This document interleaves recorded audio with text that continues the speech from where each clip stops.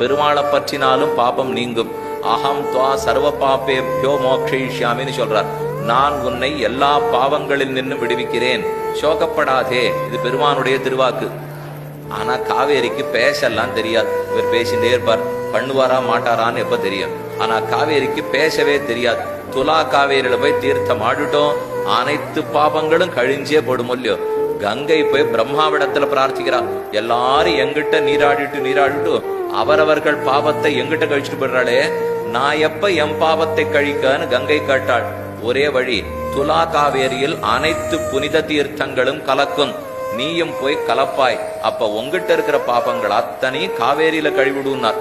இப்ப காவேரி போய் பிரம்மாவிடத்துல கேட்டா, எல்லாரும் கங்கையில சேர்த்தா, கங்கை வந்து காவேரியில சேர்த்துட்டா, காவேரி எங்க போய் கேட்பாள்னா, எப்ப பெருமானுடைய திருவடியை வடிய கொண்டு இருக்கிறாளோ பாபம் சேரவே சேரா சொல்லு.